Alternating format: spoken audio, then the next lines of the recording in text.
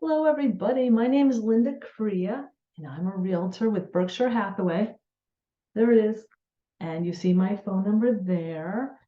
And I want to tell you the value of hiring a realtor. It's supposed maybe you don't realize hiring is quite the word, but it should be a relationship between a buyer and a realtor or a seller and a realtor. So realtors are licensed by the state that they live in. And for me, I'm a member of the National Association of Realtors, NAR, N-A-R.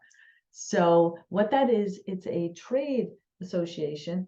It's an American trade association comprised of, I think it's 1,400,000 realtors who all pay dues every year. And we actually give extra money too to our cause because we do such a good job of protecting personal property rights, not just only for our business, but for all of you, for everyone. Commercial, which you'll see a realtor pin that's red, that's commercial real estate. So we cover all of it, really.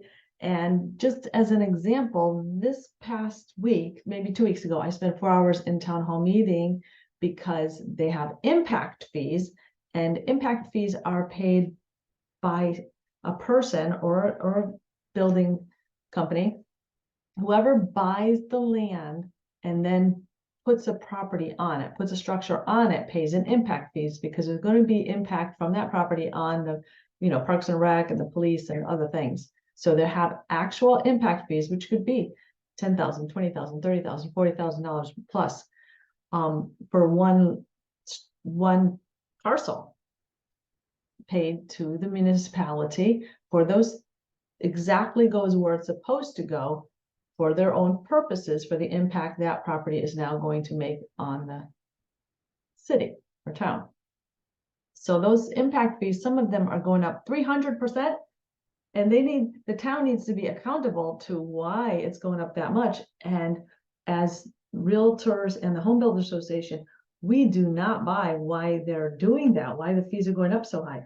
We may have been, blasted, fire hosed with building during COVID, but it's slowing down a little bit now.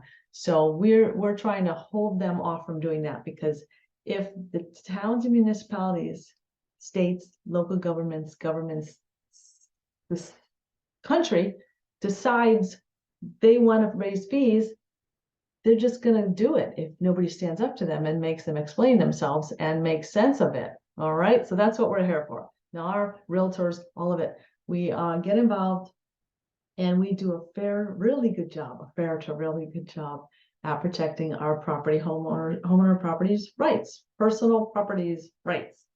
Anyhow, so why you need realtors, okay? And I do say need because people get themselves into a lot of trouble doing things themselves.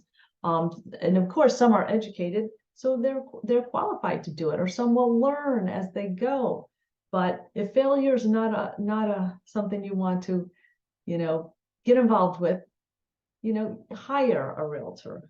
Don't use them, hire them and stick with them. And so interview them and make sure they're a good fit for you. So that's number one. You want to interview our realtor.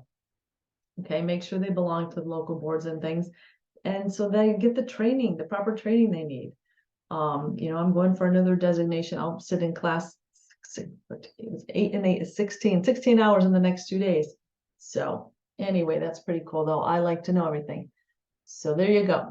So, and I also do first-time home buyer seminars. So this is what this video is about, basically about the value of a realtor and how we guide you through the proper process with paperwork and our knowledge of the process. So first of all, get a realtor that has time for you when you have time to look at properties. Say you work full-time during the week, so you're going to need nights and weekends.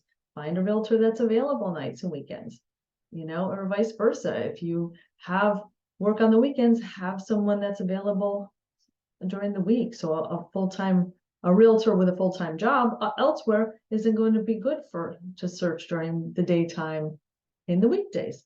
So make sure that you have the time available, or they have coverage to help, because you know, a good realtor will also have coverage in the event that there is a new listing that came on that's hot, and you really need to see it. You really need to very soon sometimes. Then the realtor is going to say to you, do you have a pre-qualification letter, or are you paying cash? Do you have a verification of funds readily available in the event we find your perfect home? Okay, so we'll offer you recommendations of home mortgage companies. So, and that could be a savings and loan, it could be a big bank, or just a local bank. And, you know, I suggest you always go in. If you're a first time buyer, go in to apply for a loan. You can ask a lot more questions and get a lot more information than you would on the phone, and definitely not through text. All right, so or email. Definitely get on the phone. You will get such an education. And that's what our life's about, right? It's about learning things so that you can build off of what you know. Okay. We're not minimalists. We want to learn everything. We're curious in nature. Okay, so now you'll go to a loan officer. Being a realtor also says that we cannot be taking money and kickbacks and bribes from those that we associate with. So that includes lenders, home inspectors, title companies, all of that. We can't get paid from them. So if we are shoulder to shoulder with them and we're always saying, oh, use them, use them, use them, it's because they're closers. We know how they work. We know when they're available.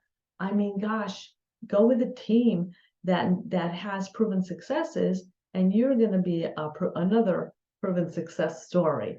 Okay, so when realtors suggest someone, go to them, and then go to someone that your parents suggest or other people that you trust suggest also. And then you're able to see which one of those fits your needs. And a lot of it boils down to their fees. Okay, so we don't want to see you get soaked or hosed or whatever the word is for somebody taking too much money for their job. So, you know, so you're allowed to compare them to each other. I always say get two at least for the mortgage, you know, if not three. Some have very good funds where they can offer you down payment assistance. And isn't that something that we need? Extra money? Wow, the realtors also raise money, so we can give $2,500 to Hometown Heroes. All right, so there's lots of little programs out there that a realtor would know to send you to. So that's a beautiful thing. So now you go to a loan officer, and they're going to ask you to, oh, so the real estate agent is the hub of your transaction. They're the go-to for everything. So the first thing would be to get the loan, be pre-qualified, so you'll know how much house shopping power we have. Okay, so you go to the loan officer, and they'll ask you for your bank statements, for your payment stubs, for your tax returns, for any like child support you owe.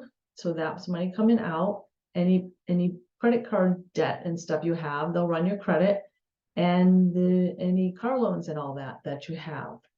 So you want to make sure that you give them the true information, so that when it comes time for you to pay for your house, once you're in it, you have enough money.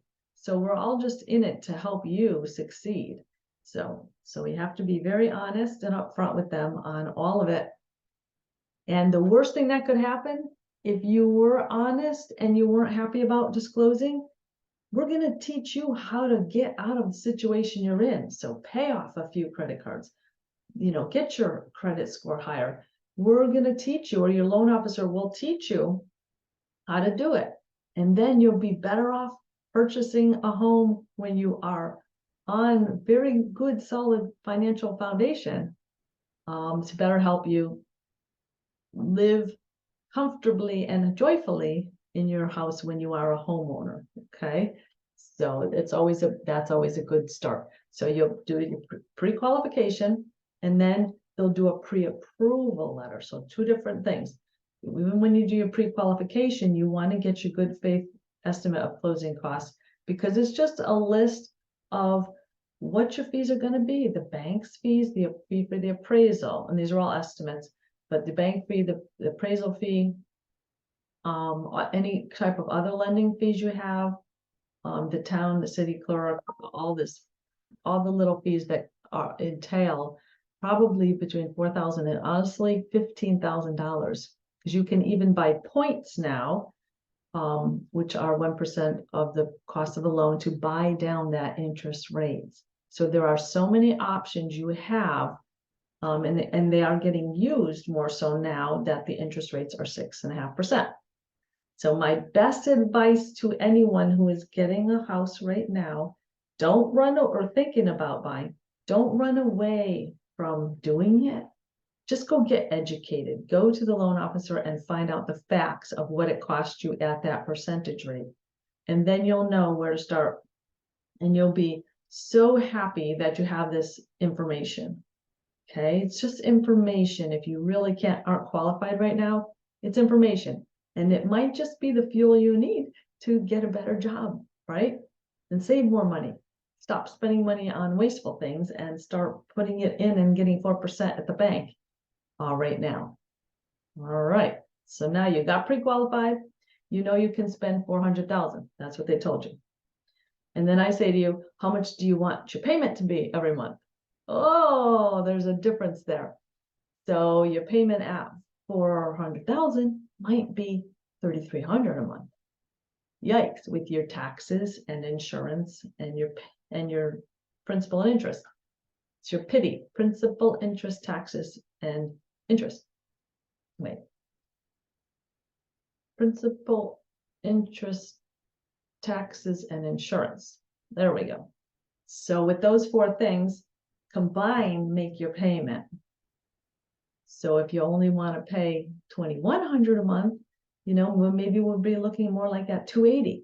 So now we go shopping for a home that's $280. So we go get educated in the market, and that's my job. We get to open those doors. That's right. I think it's fun, right? Every door I open is just a miracle. It's not for me, unless if I fall in love with something and you don't want to buy it. No, I wouldn't do it. So, but in any case, we go shopping and you educate yourself in the market. You're going to be the best person who knows the market best in your price range, because you're going to weigh them against each other. This one's conditions better. This one's locations better. This one has a bigger living room. This one has, a bigger lanai, whatever the case may be. You're going to fall in love with something.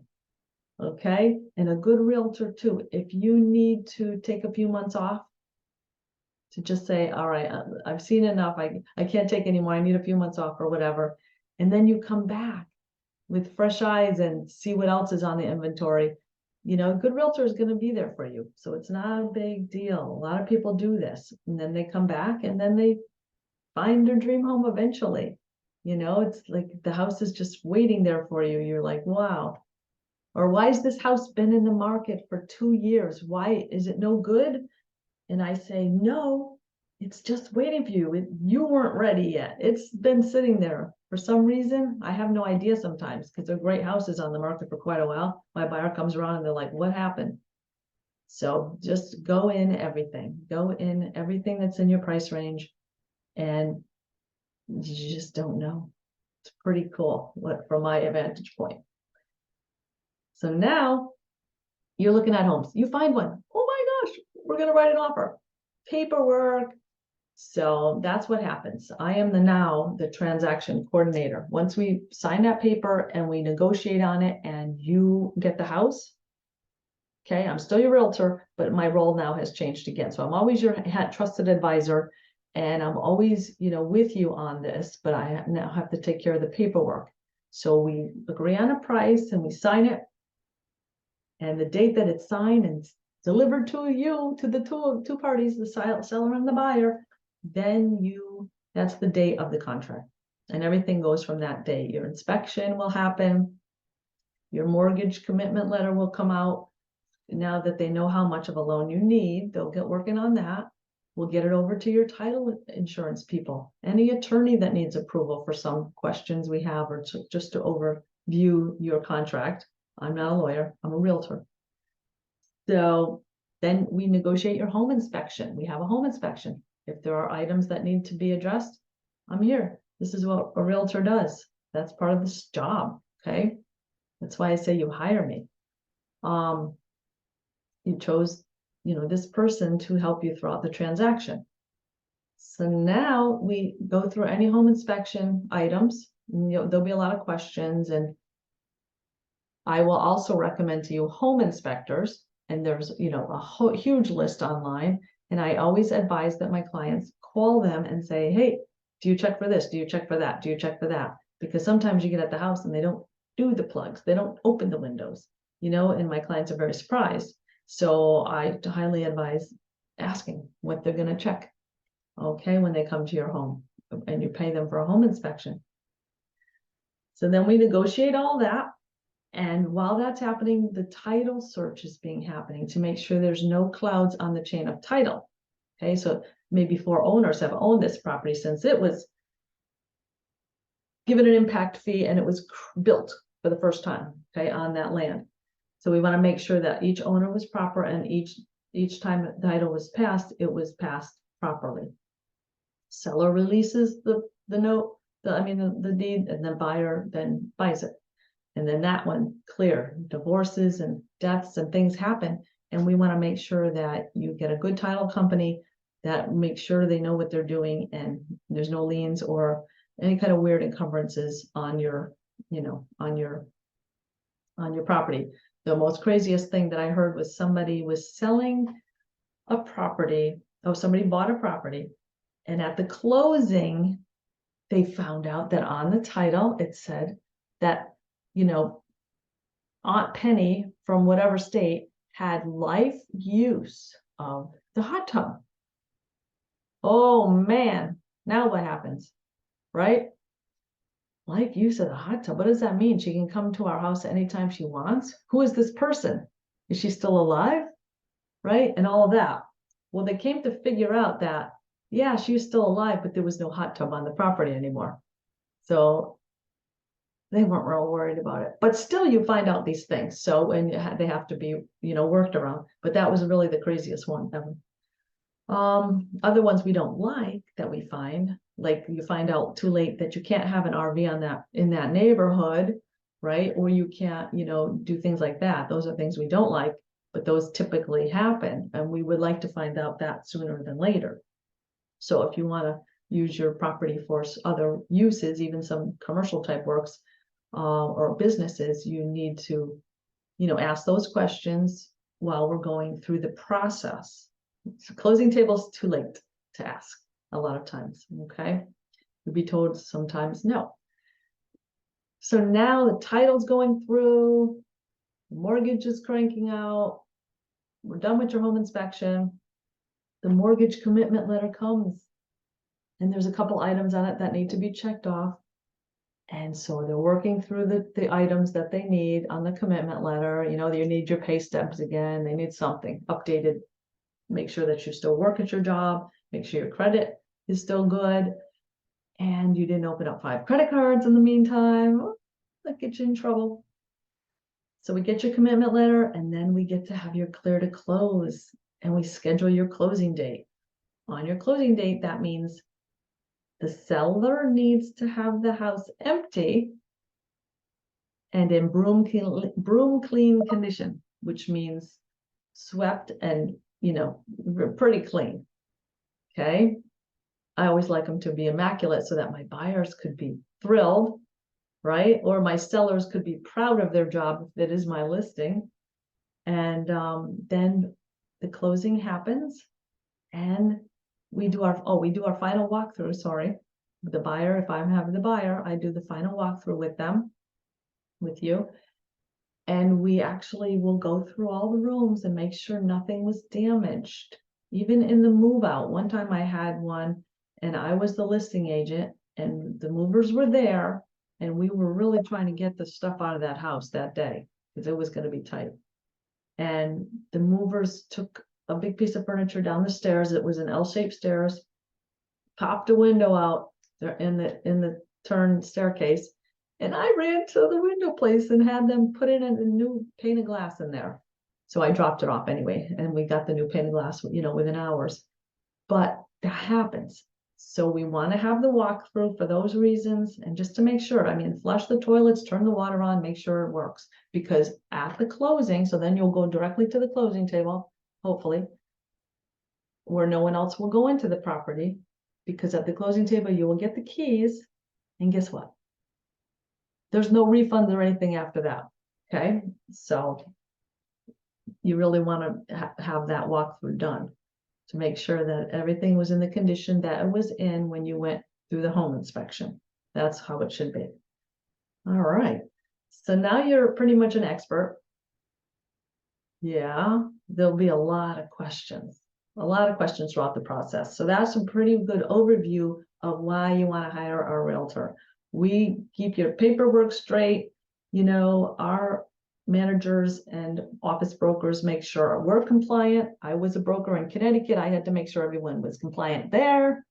And so now I'm a realtor here in Florida, and I like it very much. Okay, because I get to be the technician and not the you know, not the one who had to micromanage everyone's deals. So it feels pretty good, but I would like to let you know how valuable we are and how much we like people and homes.